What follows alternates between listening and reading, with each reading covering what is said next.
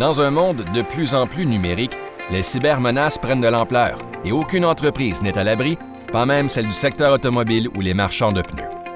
Pour mieux protéger votre entreprise, vous devez prendre conscience des risques, car en cas d'attaque, cela peut modifier votre réaction de façon radicale.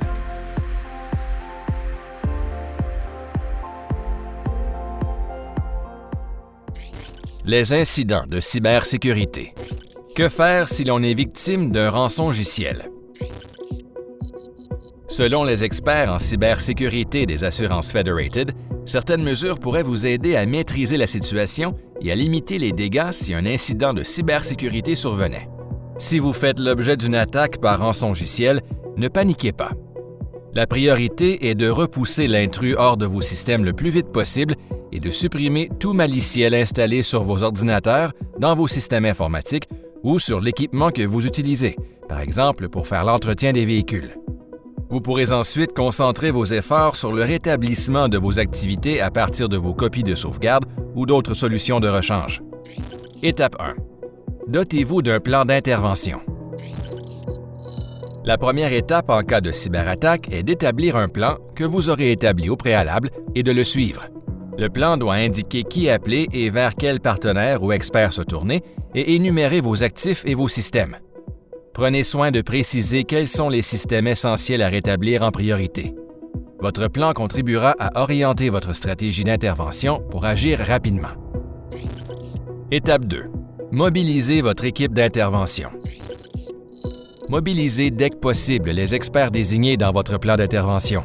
Il se peut que vous ayez à faire appel à des professionnels ou à des partenaires d'intervention ou d'enquête aux honoraires très élevés. Ces services sont chers parce que ces gens sont des experts en la matière. Ils savent comment réagir à ce genre de situation et connaissent la marche à suivre. Si vous tombez dans une impasse et devez payer une rançon, ils pourraient être en mesure de vous aider.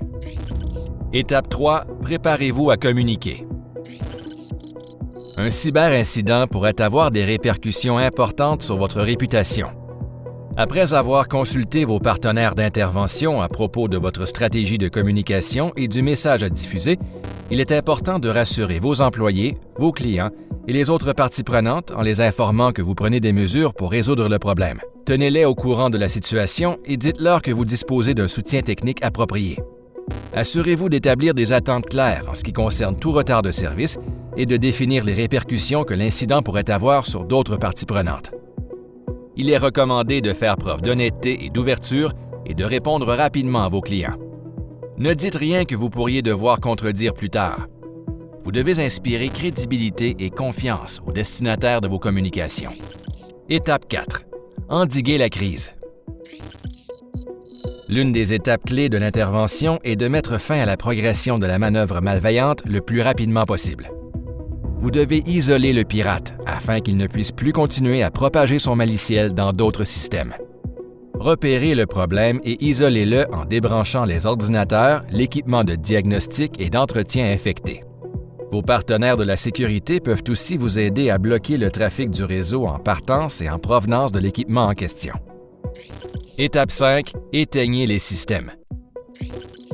Préparez-vous à éteindre les systèmes auxquels le pirate se connecte. Si vous constatez que l'adversaire s'est connecté au serveur de votre entreprise, il est probable que la prochaine étape soit le déploiement du rançongiciel. Dans ce cas, vous devriez intervenir avant que cela se produise et éteindre tous les serveurs de façon proactive afin d'interrompre les communications sur le réseau. Cela empêchera que le pirate se rende plus loin dans vos systèmes. Étape 6. Suivez la piste. Une fois que vous avez repoussé le pirate en dehors de votre environnement, sortez votre liste d'actifs, puis repérez et isolez les systèmes touchés. Essayez de comprendre où et comment le pirate s'est connecté. Avait-il des droits d'administrateur ou de simple utilisateur? A-t-il installé un logiciel malveillant? Dans l'affirmative, éteignez les systèmes touchés s'ils sont encore en service afin de limiter les dommages.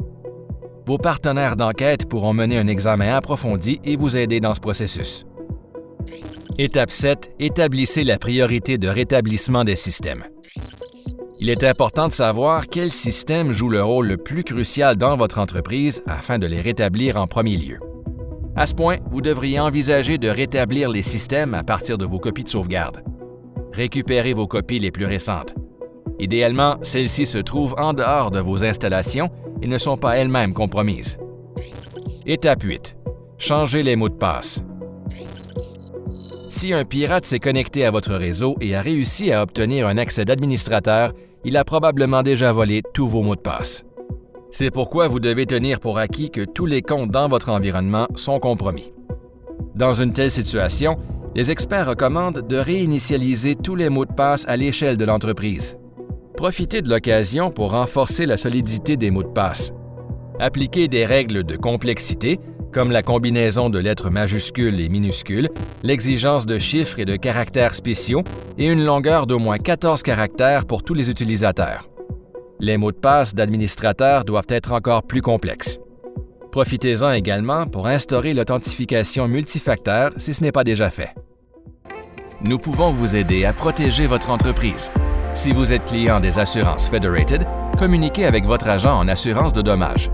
Si vous n'êtes pas encore client et souhaitez en savoir plus, consultez notre site Web.